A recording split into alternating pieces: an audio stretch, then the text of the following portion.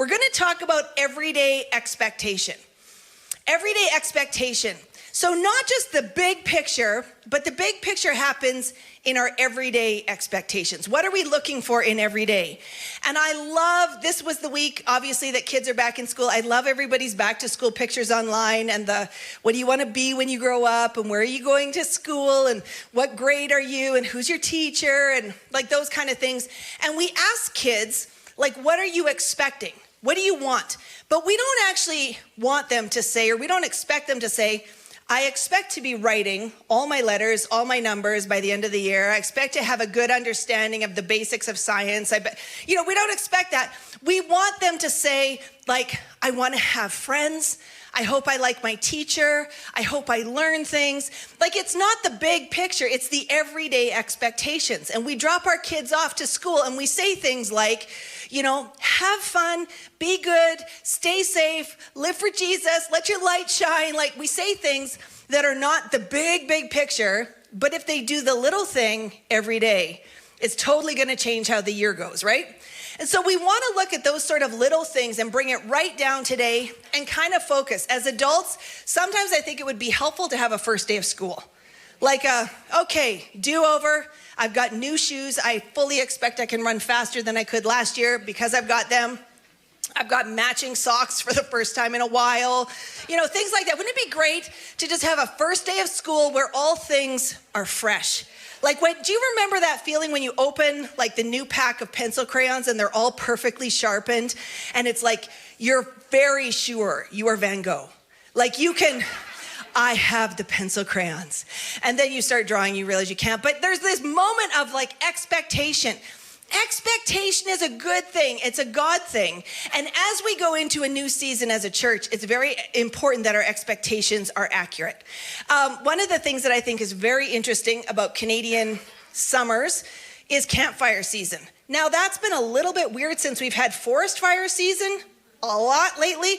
But essentially, the concept of the days where you sit and you just pause long enough to look in a fire. Why is it that you can just look at the flames on a log and suddenly your world makes sense? Right?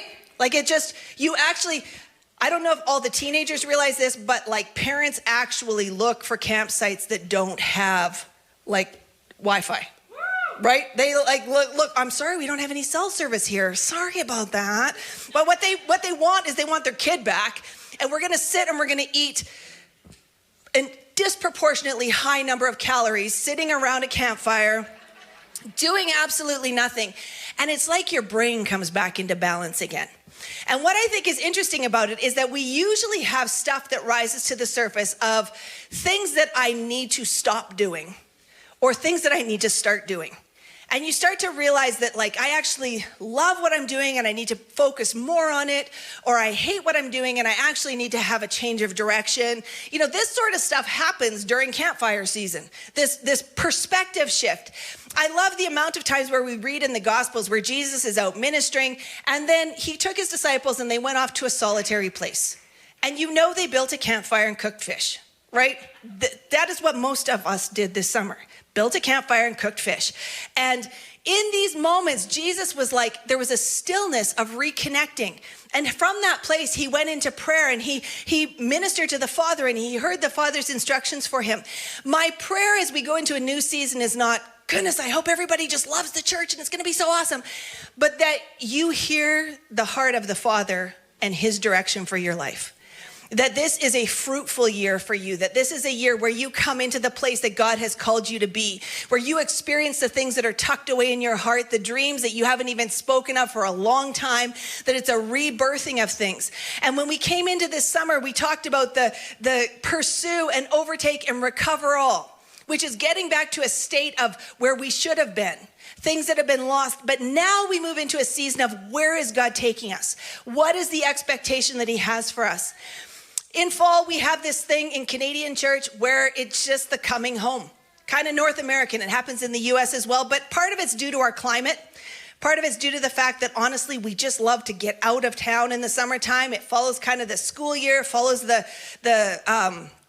climate as it moves throughout the seasons. But in fall, we step into this place, and what our heart is in this house, the very specific phrase is that you feel like you come home. That this feels like home to you. And I know it doesn't for everybody. And some of you, this actually might be your first time here, and you're like, so far it's been super weird. It's various degrees of weird every week. So that is pretty normal here. But we want to see people engage God in a place where they can be themselves. And one of the things that I think is so risky is the idea that we have to put on a certain face to be accepted. It really is about coming as we are into a place where we can be accepted and loved and grow in our walk with God and go after what he has for us. And so we very specifically use words like home and family because we are anticipating that your heart has been sent here, that we get to do life with you, that we are called to uphold and support one another. So we're going to walk through this a little bit today. And just give you a sense of what this house is about. For some of us, you've been here for a really long time, and you're like, I've heard this 1,000 times before. It is very good to have a repeat of what it is we're actually part of. The flow of what we're talking about is this. Craig Groeschel says, your life is always moving in the direction of your strongest thought. Your life is always moving in the direction of your strongest thought. So what happens is when we as Canadians tend to, end of April, we're headed towards the May long weekend, and we start to disengage from the patterns and the flows of life, and we let go of the structure that we've got, and all we can focus on is just getting a little breathing space because we run way too hard and fast the rest of the year.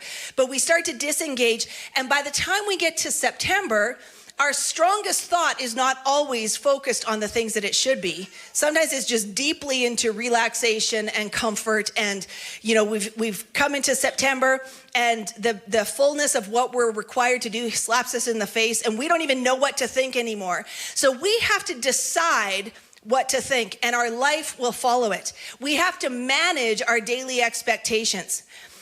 Proverbs 23:7 puts it this way: as a man thinks in his heart, so is he.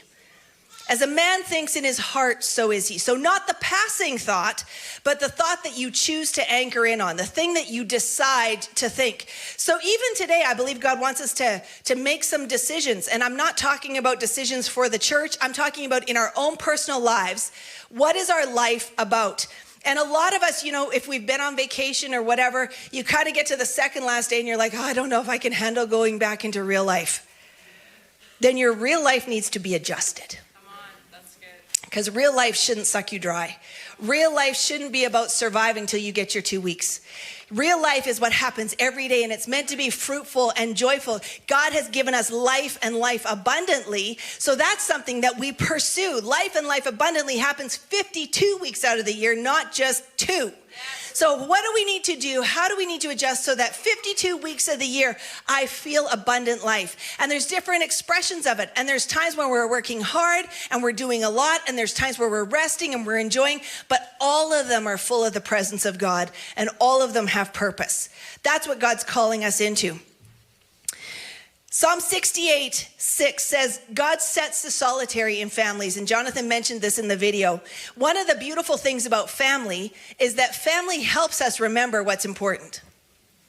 When we come around the people who know us well, are invested in our life, care about the outcome, they help us decide well. They help us lock into the decisions and the expectations that we should have. Have you ever noticed the people that are most invested in your life, your spouse, your parents, your children, the people who actually know you best, they will call you on your junk? So here's the thing. Sometimes when you get invested in a church family, the same thing happens, and we can all be like, it's just so judgmental there. People are picking on me.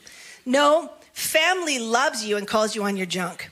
They see the best in you and call you up into what God has made you to be and do. So this is actually a value. Our perspective, if we can shift it into family stuff, we you know, our thing with our kids and our grandkids now is just we realize that we feel them all the time. Parents know this. You sense your kids. You can wake up in the morning, it's like, oh, we got to check on these ones because we just feel like something's off. There's something that we need to check on. Parents, you know this thing, right? Your teenage and young adult children are like, that sucks. But because we know stuff. As God has designed the natural family, it's the same way that he's designed the spiritual family, where we know things. He gives us discernment. He gives us, words of knowledge, words of wisdom, the opportunity when you're in relationship to just send somebody a text and like, I'm thinking about you and praying for you today. Is everything okay? That's not meddling in your life. That's love. And we feel how we feel about our kids because they're going to be our kids forever. Like they don't actually turn 18 and like disappear out of your life. Even if they move out and they carry on and they have a very separate life, they're still in your heart. They're still part of who you are. In a God family, it's the same thing. We literally are going to be family forever. So that's horrifying to some, but it's also incentive to make sure that the relationships are healthy, that we love well, that we sow into one another's lives well. So again, Craig Groeschel, he's my go-to guy. Culture is a combination. Yeah, that's it. Culture is a combination of what we create and what we allow. And so every family has a culture. The culture is basically the sum up of this is how we do things here. And so we don't apologize for not doing things like other families. This is how we do things here, is our culture. And the culture should be the stuff that is created so that it can support the vision. It supports what is the underlying thing that God is calling us to do and be as individuals and as a family. And so we create or we put things in place purposefully to support the vision. And we are careful that we allow certain things to happen and we don't allow certain things to happen, whatever we need to support the culture. So this idea of the church being a family, the family having a culture, this is our culture. I want to walk through this with us a little bit today, and we're going to go pretty quick through it. Again, Jonathan hit them up really good. But the culture statements, it's just how we do things here. Underneath everything, it's Jesus. We just pursue Jesus. But our best way that we feel as a family to pursue Jesus and to support one another in their walk with Jesus includes these support systems being in place. Our title over our church, and you'll see this on the website and on Facebook and everything, Victory Church GP is a multi-generational, multicultural family passionately pursuing God and his purposes on the earth. Can we just leave that up there for a minute? Victory GP is a multi-generational. So we've had people who are newer to the church at different times wonder why we don't have more separate groups. Like, why don't we have a seniors program or whatever? Some of our seniors who have been here for a long time, you can back me up on this. Our seniors don't want to be in a seniors group. Our seniors just want to be in the group, right? We believe in cross-blending, that the younger benefit from the older and the older benefit from, right? So we don't do a lot of separating off. We don't say, oh my goodness, you're 55, you're nearly dead. We don't do that here. We're like, if you're still breathing, you have purpose. That's how we see it. And whatever length of time God gives you, that's fantastic. But we're not putting a timer on you. And like the other side of it is we have young people serving. We have like older kids that are serving in the kids ministry. We have teenagers on the worship team. We just blend everything together. So that's part of who we are.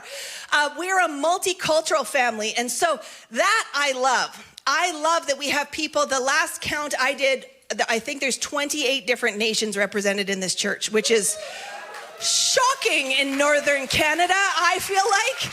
I think there was 4 on the worship team today, right? 4 different nations that God has blessed us with. So we try and just be as open with that as possible. We're not saying, this is a Canadian church and so therefore everybody should be a certain way. Like, do you? Worship big. I personally love, some of the Africans in the house have some serious worship abilities. Bring it. Bring the fire. Pastor George is going to be doing some new stuff in prayer coming up in this new season. And we've got pursuit where there's a certain direction that we go. But we also believe it's time to add a measure of prayer on fire. And Pastor George is going to be leading that. And he's like, Pastor C, let me tell you how we do it in Africa. And I'm like, Bring it. He's like, it's going to be loud, it's going to be assertive, but things are going to get done. Yes, let's do it. Let's do this. Our Filipino family here, we had people who were visiting other family members when we did Summer on Purpose, and where some of us would be like, we have company, we can't be there. They're like, we have company, they'll serve too. Amazing. That's phenomenal. We had, at Summer on Purpose again, we had, Keston did the DJing and whatever, and Danessa comes over to me and she's like, who's doing the music tonight? I'm like, it's Keston. She's like, I knew it was a Jamaican. Yeah, there's just some good stuff. So we seek to be multicultural and blend things as much as we can. I think that that's the full picture of who God has made us to be. So we endeavor to do that. And there is this culture in the house of passionately pursuing God and his purposes on the earth. So what's our big goal? We're not looking for church members. We are looking to support and work with the people who are passionately pursuing God and his purposes on the earth. And so passion just tends to be a little more expressive. So, some people find our services a little too much for them, but passion needs expression. I find it hard to be passionate when I'm just like, quietly being like this. So I personally, passion has an expression, it has a volume, it has color, it has life to it. And passion is going to look a lot of different ways for a lot of different people, but we will go hard after what it is God calls us to. So that's who we are. We get to pursue God together. We support one another. We learn together. We serve together. We grow together. John Maxwell says this: one is too small a number to achieve greatness. You cannot do anything of great value alone. Isn't that true? One is too small a number for greatness. You cannot do anything of great value alone. We literally are made for more. I love how Genesis 2:18, this is the very beginning of the book, and God he's created the world. He's created animals and flowers and trees and all this stuff. And it's like, this is good, this is good, this is good. And then he makes man. And it says in Genesis 2:18, it is not good for man to be alone. I will make a helper comparable to him. So right from the beginning, God's like, the one thing that just isn't good is being alone. We require being in community. So obviously from the beginning, it's the first couple, it's marriage, but it's also just life in general. None of us are very good alone with our own brains.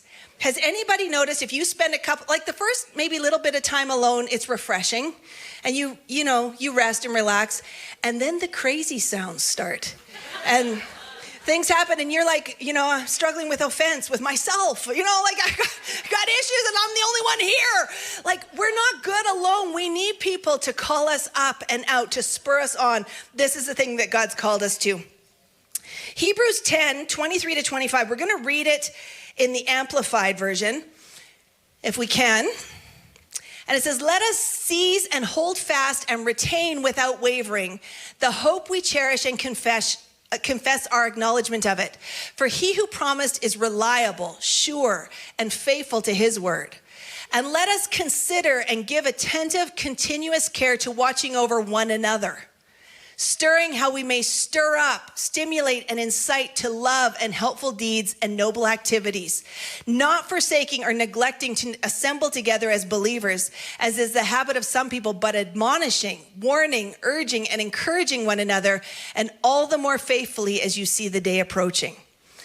Isn't that incredible? That breakdown, that description, it's like God is faithful. He's everything. That very top bit, that let us hold tightly our confession of hope without wavering. For he who promised is reliable, trustworthy, faithful. He's so good. And also get around each other, because you're going to need to spur one another on, encourage one another, correct one another, help one another, support one another. It doesn't change the fact that God is faithful and good, but you will have a hard time hanging on to it without being part of a group that is supporting you in it. We need one another. So this is the thing that God calls us to, this expectations that we get to function in as a family. So let's just break down our 5 culture statements of these are the ways that we pursue. This is the ways that we help one another out. And we're going to start at the bottom and work up to number 1. Number 5 is we serve with excellence. And we serve with excellence is something that we just try and endeavor to do in everything that we do. I am not one of the people that just feels like, as long as somebody did it, we got her done, good enough. No. If we're going to do something, like Wayne's dad always said, if it's worth doing well. Right? If it's worth doing well. So excellence is not perfection. The definition of excellence that we go with is that it is, excellence is doing the very best you can with what you have. So at the degree that we are at, what we have to work with, we do the very best we can. And I love that. It's simple, but it just gives us a check of like, is there something better that I could do? Is there more that I could do? It's the little things that makes us, walk around and you see a gum wrapper on the ground, it's gone. You see beer bottles in the bushes out front, which there are often, they're gone. It's the little things where we go above and beyond. Can I help you? Can I hang up your coat? Can I, whatever. It's the stuff that doesn't have to be done, but it's excellence when it is. Not in any way endorsing Disney, but the first time Wayne and we took our kids to Disneyland, and we were like shocked. It was the one thing that really stood out to us. We were just shocked at the thousands and thousands and thousands of people were there, but like you couldn't find a piece of garbage, like anywhere. You go into any of the bathrooms and there's no water on the counter. There's like everything has been cleaned and taken care of just on the constant. And what kind of stuck out to me was A, this is nice. B, this should be experience in church. This is what it should be like. If general people who are just trying to make money and whatever know that there is something wonderful about excellence that makes people keep wanting to come back, we should be doing things with excellence.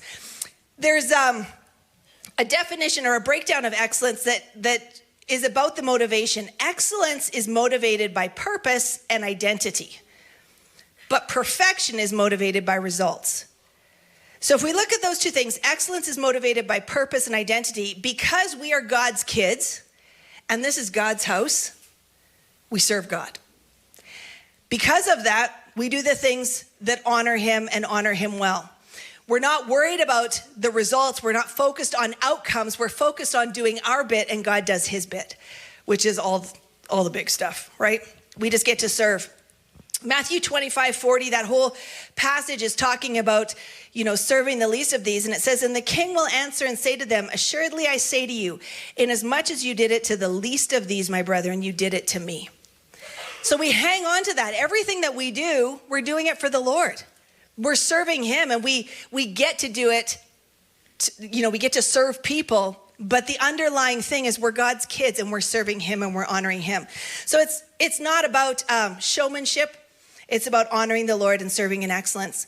Number 4 is we look for opportunities. We look for opportunities.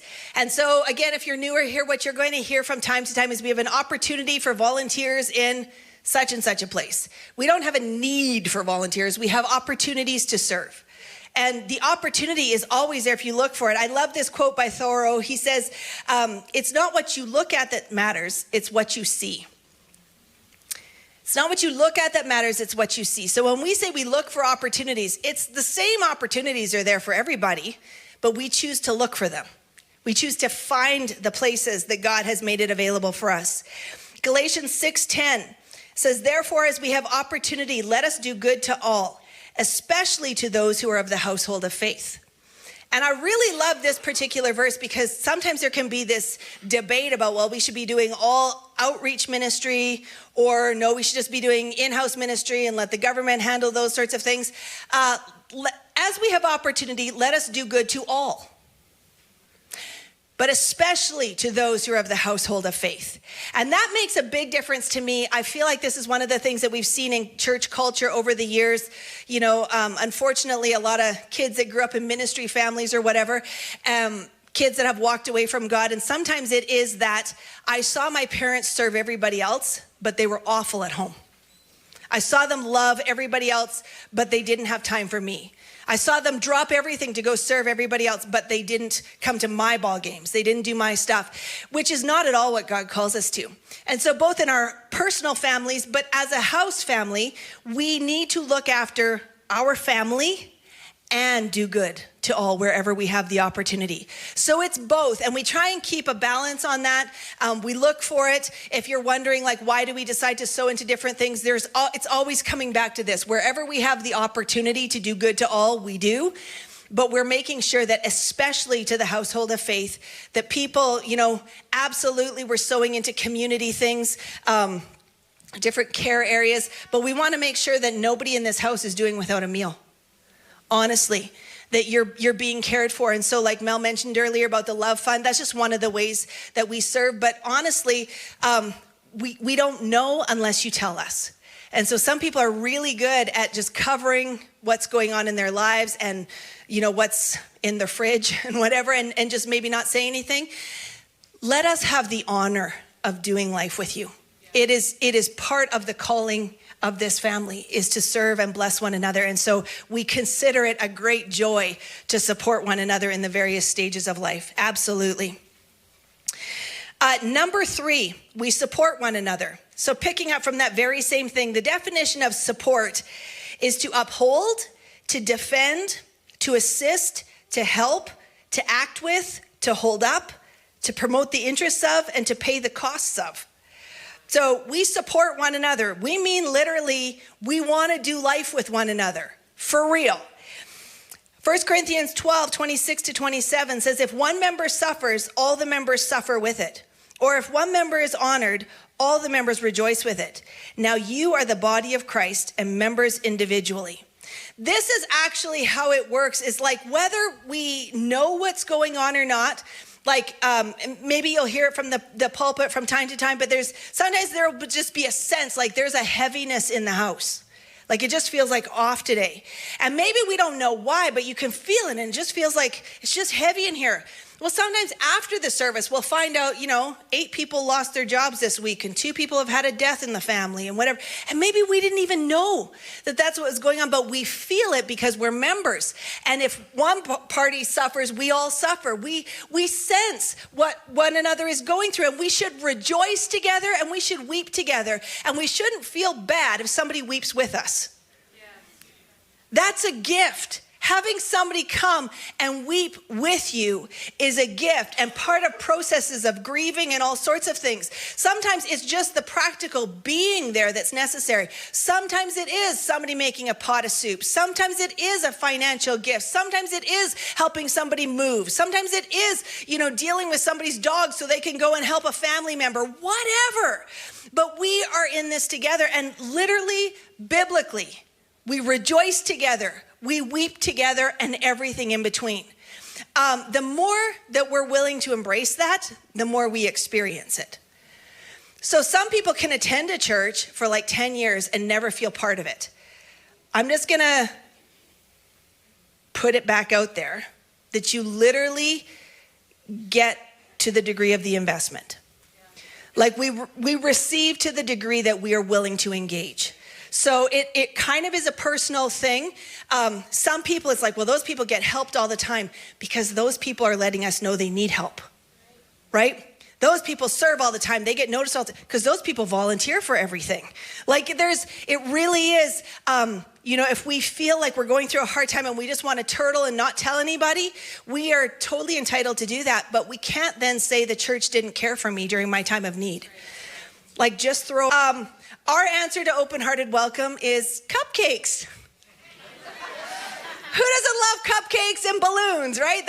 It's a soft start into the bigger things of life. But honestly, wherever we can, we just want to embrace and let people be who they are. We want to be able to walk with one another.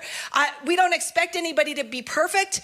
I mean, Lord knows we're not perfect. I'm not perfect. Wayne and I, not perfect. Our staff, not perfect. We're just called to serve and to love and to bless. And so that's what we do. And so we make as much space as we possibly can. 1 Peter 4, 8 to 10 says, and above all things, having fervent love for one another, for love will cover a multitude of sins. Be hospitable to one another without grumbling. As each one has received a gift, minister it to one another as good stewards of the manifold grace of God. So you see this, as each one has received a gift, ministered to one another. Hospitality is a two-sided thing. Like, it really doesn't make sense to have a gift and just know you can. Sure would be good if they did a better job of that. I would do a better job of that if I was doing that. I totally could see how that could be improved. Then speak up. Step up, volunteer, help us. We all have a gift. Let's help one another. God has called us, and he puts us in specific families because of what we can receive and what we can give. It's always two-sided. It's always meant to be a give and take, a come and go. It's meant to be the good times and the bad times. It's meant to be this choice of life. It's an inhale and an exhale. So when we decide hospitality, then, we all have people that love hospitality, and it's really obvious when you go to their house because they're like, just make yourself at home. They've got drinks out, they've got snacks out or whatever. But if you come in, you're like, no, I'm good. Well, then have a seat. Oh, no, I'm good to stand, thanks. Well, can I get you anything? Would you like a coffee? I don't drink coffee. Hospitality is hard if the people being hospitalized aren't receptive to the gift. Somebody text me the right word for that. The people being hosted. There you go. That's better. We're not trying to hospitalize anybody. I promise the cupcakes are good. Putting God first is really saying that we choose him above all others, including ourselves. We choose him above all others, including ourselves. And so one of the things that we constantly try and navigate here, and it's tricky, and I don't know what it looks like from the outside, but we've come through a season in church world, kind of like the 2000 to 2010, 2015, where churches were kind of advised how to reach people and what people needed when they came to church and what length of time they could be there and what sort of lights needed to happen and what sort of coffee they needed to serve and all of these sorts of things. And it became this like ongoing training thing that happened at every pastor's gathering, and every leadership thing was like, how do we serve the people? How do we meet the people where they're at? Which sounds good. It sounds like hospitality. But at the end of the day, you get a decade or two into it, and church statistics start to show that people have weak faith, that they've learned to be catered to, that they'll leave a church because the coffee bar doesn't open at the right time, or the service was a different length than they thought it should be, or the music was to this or to that, or the lights were to this or to that. And they just shift from one place or another and never really grow in the depth of relationship that is necessary. And so what we aim for here is, of course, we're trying to be hospitable and cover the practical things as well as we can. But ultimately, like if we came here at 10 o'clock on a Sunday morning and God said, I want you to sit in silence, we would do that. Like whatever it takes. If we go into worship and it feels like he's not done listening to us, we'll sing a little longer. If we're supposed to pray for people in a certain way, we'll do that. If we're supposed to not pray at all, we'll do that. We're doing our best to follow his leading. And so I'm not saying that the desires of people don't matter. I'm just saying it's second. He's number one. And so as we follow this,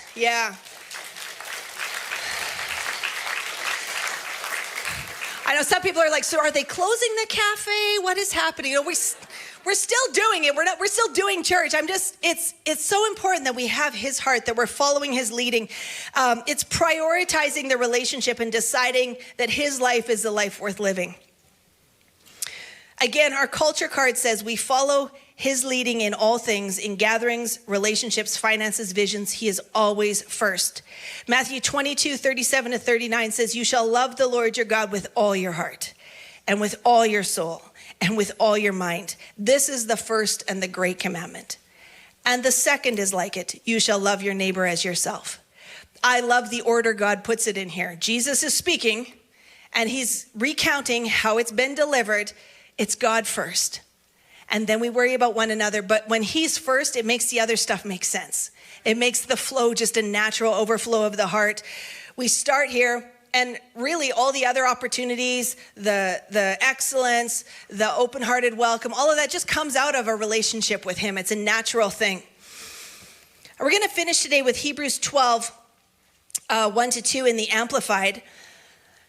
It's this package that God has presented for us in Hebrews. It gives us something to hang on to. And it says, therefore then, since we are surrounded by so great a cloud of witnesses who have borne testimony to the truth, let us strip off and throw aside every encumbrance, unnecessary weight, and the sin which so readily, deftly, and cleverly clings to us and entangles us. And let us run with patient endurance and steady and active persistence the appointed course of the race. Let's just leave that there for a minute.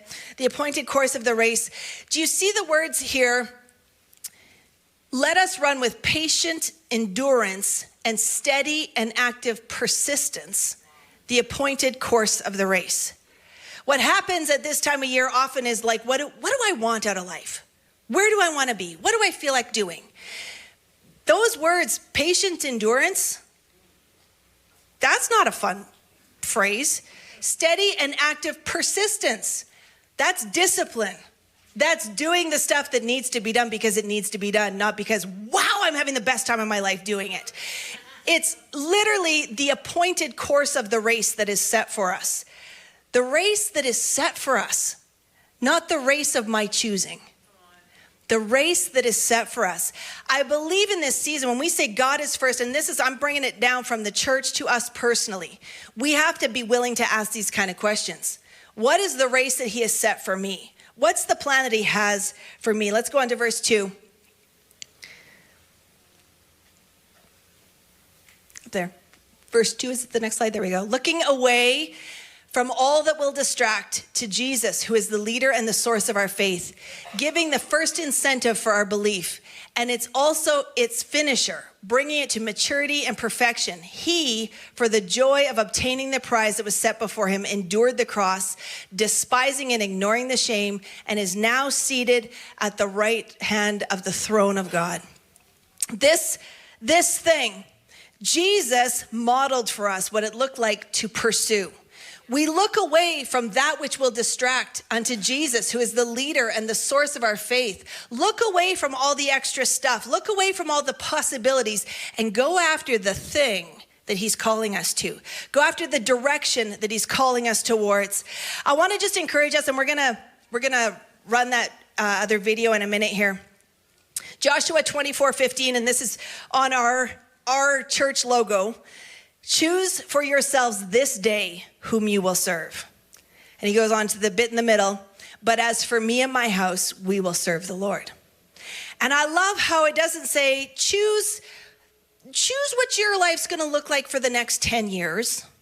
Choose based on your personal experience and your assessment of the situation, what you're going to do with your life. It says, choose this day, whom you will serve.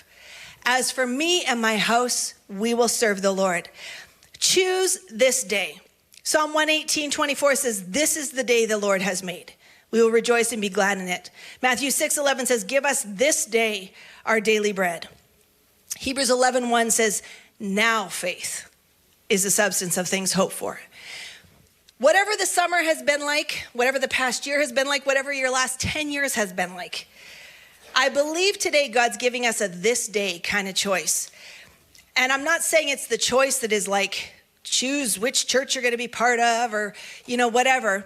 It starts with this very basic thing, our number one culture statement, that God is first. God is the number one direction that we go. He's got to be the place that we're built on, the place that we're running towards. He's got to be everything. And so this morning, we're going to finish with just a song video. I want you to just lean into it and let your heart respond to it. Super simple. But more than anything else that's going on as we prepare for this fall, no matter what yesterday looked like, no matter what last night looked like, choose this day who you will serve. And I believe as a group of passionate Jesus followers, he's going to open brand new doors for us this year that we will experience together. There's going to be experiences of who he is and the things that he's called us to, his purposes on the earth. We're going to go after it together, but it starts with every one of us having the internal decision to choose this day who we will serve.